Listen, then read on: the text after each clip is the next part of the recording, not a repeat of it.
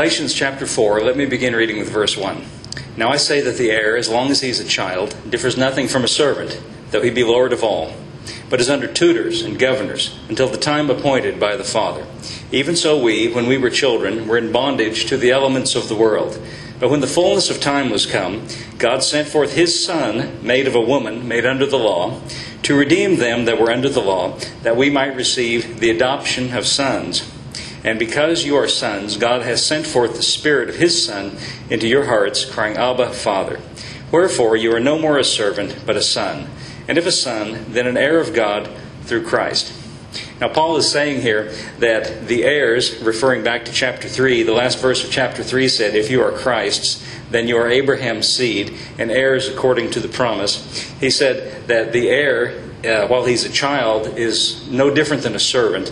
But he's under tutors and governors. And that refers back to the end of chapter 3 when he said that the law was like a schoolmaster or a tutor or a governor designed to bring us to Christ. But having come to Christ, we're no longer under the schoolmaster. We're no longer under the tutor or the governor. But Paul said, in that former time, the law was given to bring those under the law to Christ.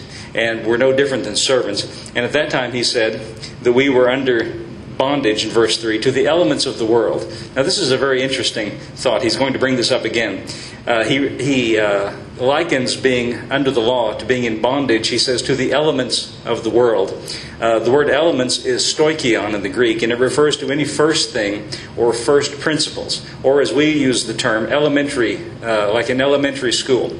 Elementary school is where we learn the first things necessary in education, or the fundamental things, or the beginning things. So he said the law is like elementary school, to teach fundamental things or foundational things. He said the elements of the world, he means elementary things concerned only with carnal or with external activities.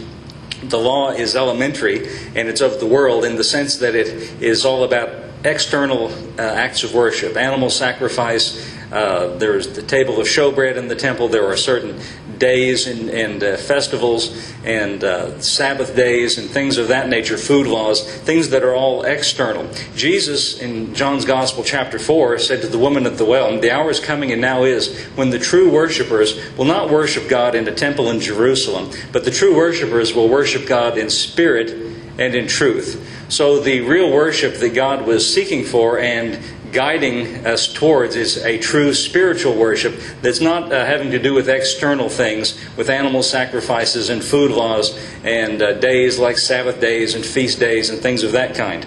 But he said, Paul is saying that prior to the coming of Christ, when the law was enforced, it was designed to lead those under the law to Christ. But he likens it to being in bondage, he says, to the elements, or the elementary things of the world, or carnal, external acts of worship. But he said, now that Jesus has come, we have received the adoption of sons. So now we're not strangers to God. We're not at a distance, but we're intimate with God. In fact, he says we're in such intimate terms with God, and we're such on such close terms with God that He has sent forth the Spirit of His Son into our hearts, in verse 6, crying, Abba, Father.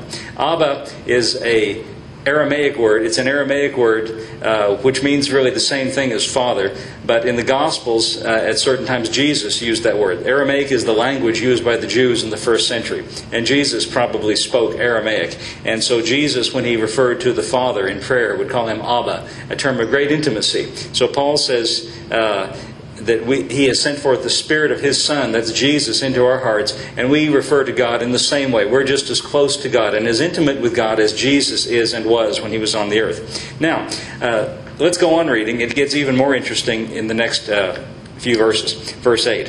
Howbeit then, when you knew not God, you did service unto them that are by nature no gods. But now, after you have known God, or rather are known of God, how turn you again to the weak and beggarly elements, whereunto you desire to be in bondage? You observe days and months and times and years. I am afraid, lest I have bestowed upon you labor in vain.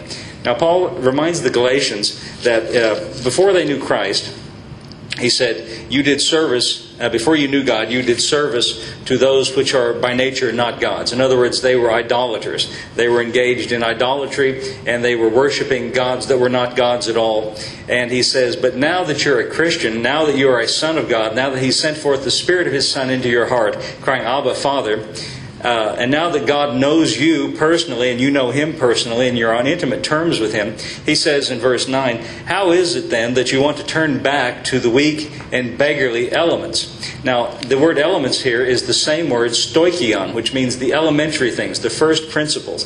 The NIV says, why do you want to turn to the weak and miserable? The Jerusalem Bible says, the elemental things that can do nothing and give nothing.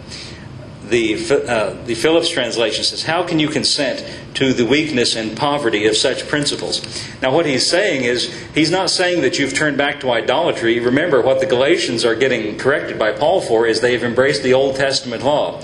And in this remarkable passage, Paul is saying, for you to, as Christians, embrace the Old Testament law, he likens it to turning back again to paganism or to idolatry. In this sense, because paganism and idolatry is all concerned with worldly worship, external worship. And he says the same thing is true in that sense of the Old Testament law. It's external. He says by contrast to faith and the relationship with God we have through grace, it's weak and it's beggarly. How can you turn back to a system which is no different really than paganism? Something that is concerned only with external things. He says you observe days and months and times and years. He's referring to the special feast days and the Sabbath day and all the special days of the year that Israel was required to observe. He says, you're observing those things. This is no different than paganism. This is no different than idolatry.